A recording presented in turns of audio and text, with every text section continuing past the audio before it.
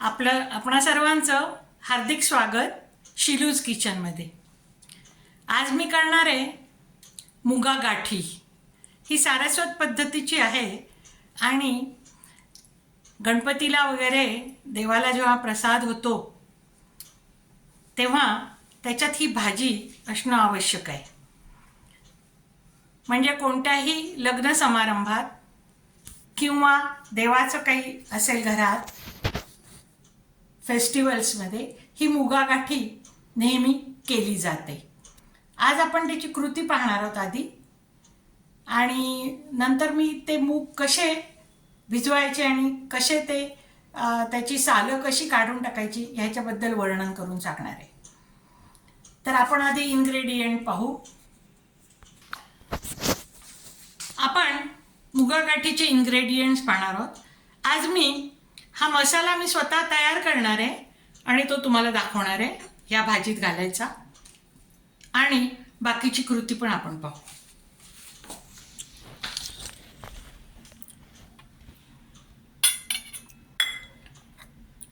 हे ओलं खोबरं आहे, ओला नारळ हा जवळजवळ 2 वाट्या आहे घेतलेला मी। ह्याच्यात आपण कांदा नाही वापरणार, त्यामुळे खोबरं जास्त घ्यावं लागतं। हे मसाला करायचं साहित्य आहे। धणे घेतलेत मी, हे छोटे चमचे, हा चमचा एक 6 घेतलेत हे मी धणे।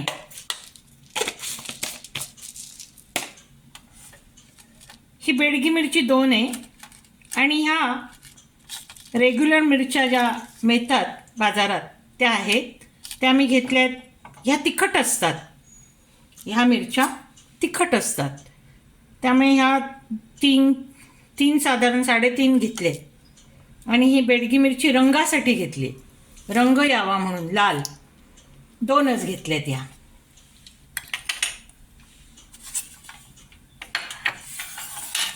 3 मिरे घेतले, 1 लवंग घेतले आणि थोडी दालचिनी घेतली।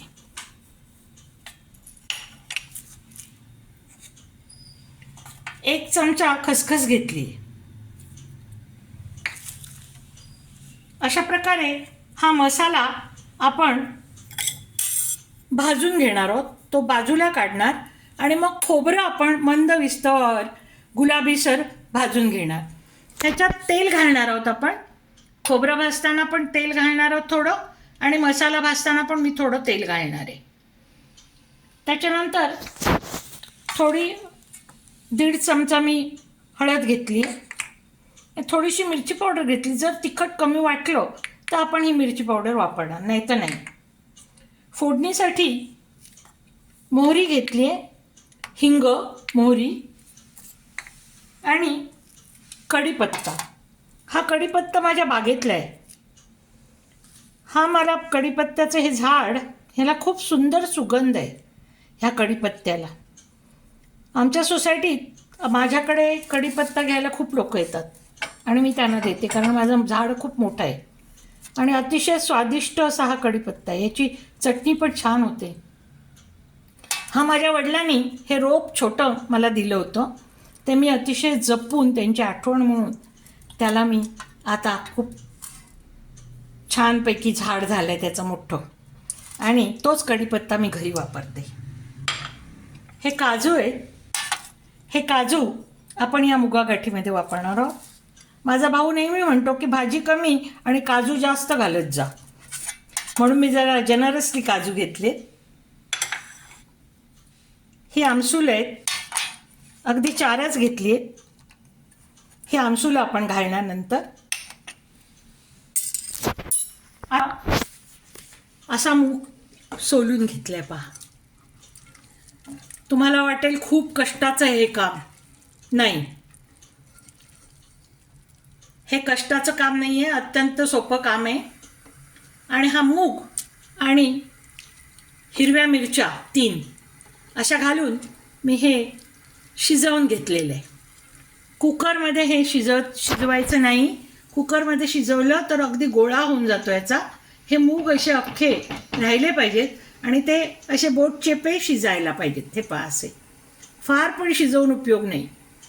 आता हे शिजवून घेतलेले होते मी, म्हणून मी आता फक्त त्याची एक वाफ काढली आहे. आणि हे कसे सालं कशी ह्याच्यापासून वेगळी करायची ही कृती मी नंतर तुम्हाला सांगणार आहे. मी आता ह्याचा गॅस बंद करते आणि आपण मसाल्याची तयारी करू.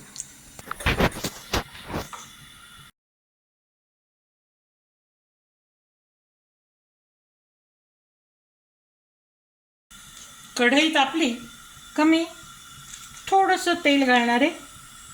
1-1.5 चमचा किंवा 1 टेबलस्पून म्हणा. त्याच्यावर मी धणे टाकणार आहे.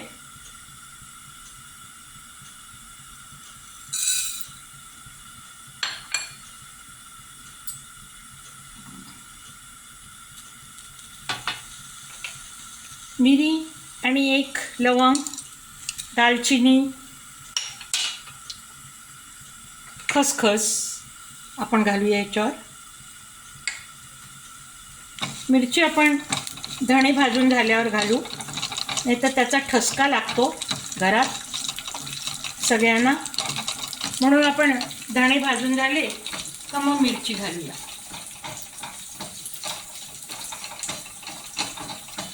धणे गुलाबीसर मी करणार, खूप काळे नाही करायचे. आता गॅस मंद केला आहे मी. बारीक विस्तवावर मंद आचेवर आपण हा मसाला तयार करतो. जळलं का त्याची चव बदलते, काळा झाला ना का त्याची चव बदलते.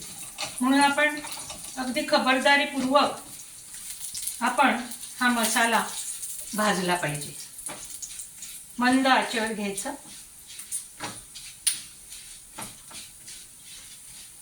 हा मसाला झालाय पहा. धणे भाजून झाले. आता मी या बेडगी मिरची आणि ही मिरची छोटी गावठी मिरची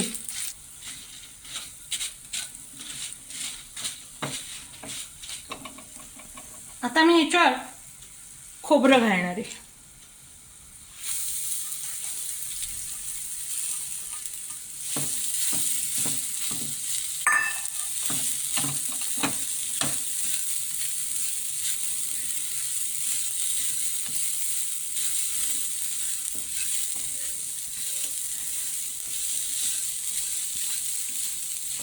खोबरं गुलाबीसर परतून घेणार मी.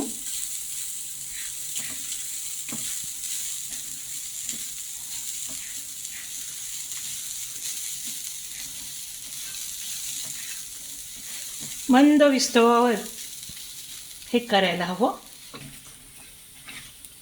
छानपैकी असं परतलंय आपण. हे गुलाबी झालंय पहा खोबरं.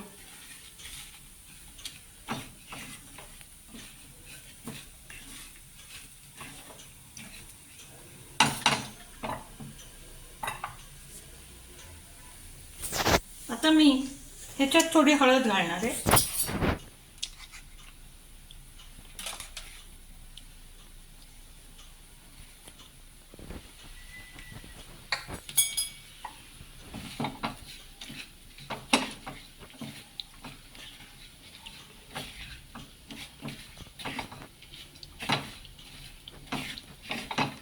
झाला हा मसाला. गॅस बंद करते. हा आता आपण वाटणार आहोत. हा मसाला वाटून घेतलेला आहे आपण खोबरं. आता हे शिजलेलं पाहिलं. याच्यात आपण 2-3 हिरव्या मिरच्या घातल्या. आता हा मसाला मी ह्याच्यात घालणार आहे. हे थोडं पातळसर होतं. आपल्याला पाहिजे तसं त्याचं कन्सिस्टन्सी आपण ठेवू शकतो.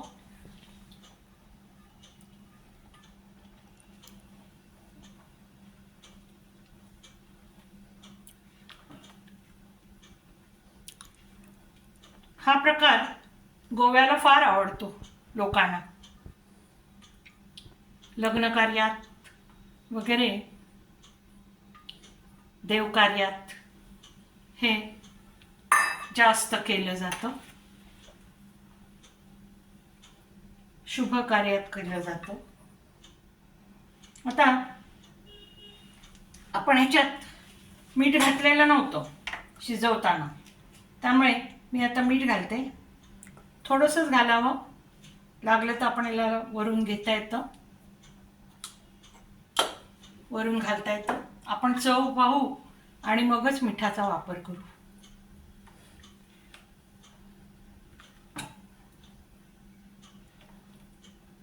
छानपैकी रंग आलाय, वासही छान येतोय गरम मसाल्याचा. पाण्यात उकडून घेतले, पाण्यात घालून उकडले, कारण नाहीतर ते कच लागतात आणि ज्यांना दातांचा त्रास आहे त्यांना त्रास होतो खायला, म्हणून हे उकडून घेतले छानपैकी. आता मी ह्याच्यात ॲड करते.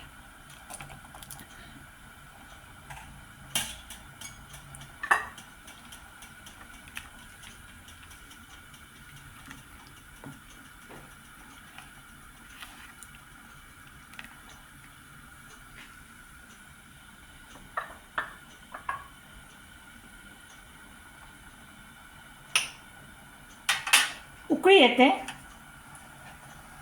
आपण आता याच्यात आमसुलं घालणार.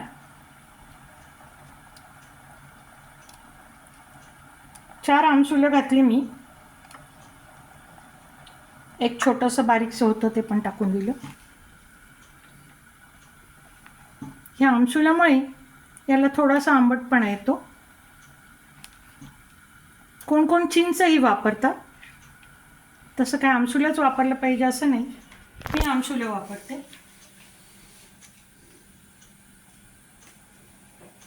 छानपैकी तयार झालं पहा.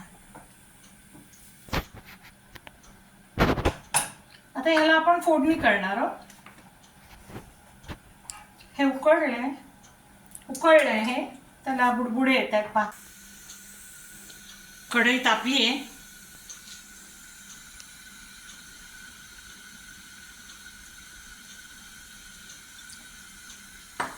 एक 2 चमचे आपण घेतले, टेबलस्पून.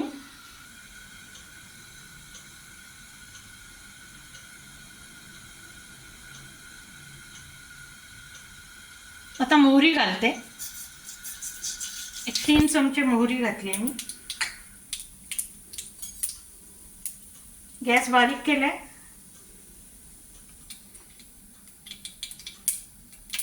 हिंग घालते, एक 2 चमचे हिंग घातला मी.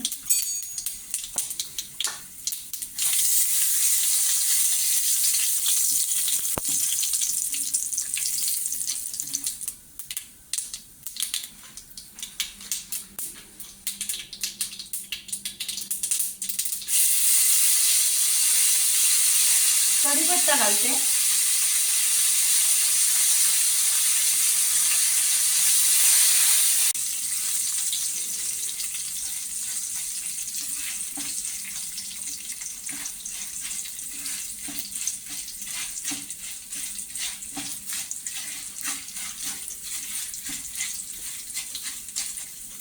कढीपत्त्याचा पण छान वास सुटलाय.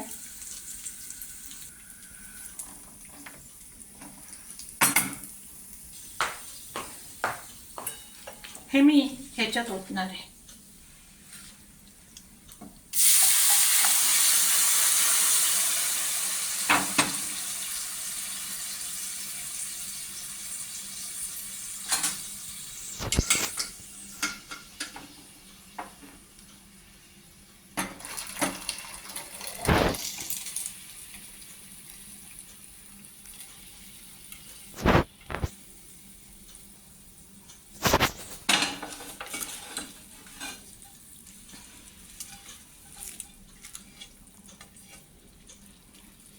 पहा, मूग अख्खा राहिलाय, कुठेही तो मोडलेला नाही.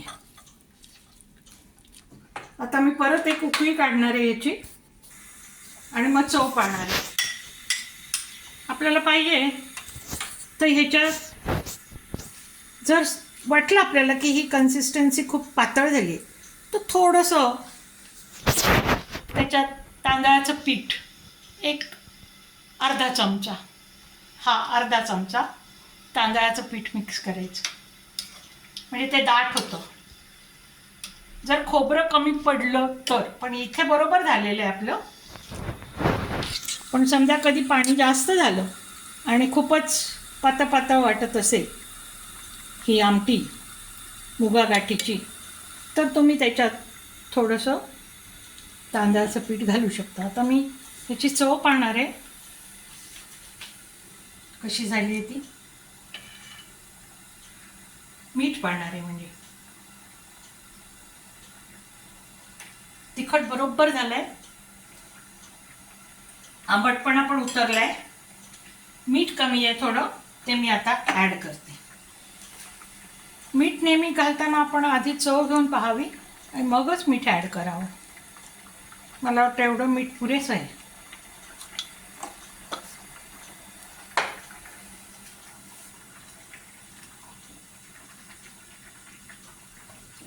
छानपैकी तयार झाले मुगा गाठी. हे पहा, गोव्यामधली अतिशय फेमस अशी ही मुगा गाठी आहे. आता हे मूग सालीपासून कसे वेगळे करायचे त्याची पद्धत मी तुम्हाला सांगणार आहे. तुम्हाला हे रविवारी करायचं असेल तर शुक्रवारी रात्री तुम्ही मूग भिजत घालायचे. मूग भिजत घातले का ते झाकून ठेवायचे, पाण्यात भिजत घाला. थंडीच्या दिवसात थोडं कोमट पाणी वापरलं तर चालतं, मूग लवकर भिजतील. रात्रभर तसेच ठेवायचे. शनिवारी सकाळी ते उपसायचे, म्हणजे पाणी काढून टाकायचं आणि सच्छिद्र असं एखादं तुमच्याकडे एखादा नॅपकिन असेल किंवा पंचा असेल तर त्याच्यात हे मूग बांधायचे घट्ट आणि पातेल्याखाली ठेवून द्यायचे झाकून किंवा कुकरमध्ये. आणि मग परत थांबायचं आहे तुम्हाला. संध्याकाळी त्याला मुगाला कोंब येतात. ते कोंब आले का परत ते पाण्यात घालायचे. म्हणजे शुक्रवारी रात्री तुम्ही भिजत घातले का शनिवारी त्याला मोड येईपर्यंत बांधून ठेवायचे. मोड आले का ते संध्याकाळी मोड येतील. सकाळी तुम्ही ठेवलं का संध्याकाळपर्यंत मोड येतील. मोड आले का ते परत पाण्यात भिजत घालायचे आणि रविवारी सकाळी ते तुम्ही उपसायचे. उपसलं का सगळं त्याच्यात भरपूर पाणी घालायचं, खूप पाणी घालायचं आणि मग ते ठेवायचे रात्रभर. मग सकाळी ते सगळी टरफलं त्या मुगाची वर येतात. ती वर आली का ती अलगद काढून टाकायची आणि नळाखाली ते हाताने असं असं असं करून चोळून घ्यायची, हलक्या हाताने. आणि मग ते हळूहळू सगळे ते त्याचे सालं वरती येतात. पाणी चालू ठेवायचं नळाचं आणि ते मुगाच्या वरची टरफलं सगळी काढून टाकायची. मग हे असे पांढरे मूग मिळतात तुम्हाला. आणि मग ते उकडायचे तुम्ही गॅसवर. कुकरमध्ये लावायचे नाही. कुकरमध्ये लावलं तर अगदी त्याचं काय म्हणतात ते गच्च गोळा तयार होईल. ह्या गॅसवर उकडून घ्यायचं आणि मग बाकीचं सगळी तयारी करून ठेवायची. आणि मग एकदा झालं का तुम्हाला हे मुगा गाठी अतिशय फेमस आहे. तुम्ही नक्की करून पहा, तुम्हाला आवडेल. थोडासा खटाटोप जास्त आहे, परंतु तरीही कधीतरी करून बघायला काहीच हरकत नाही. आणि I wish you will like it, and please subscribe, like and share. Thank you very much for watching my video.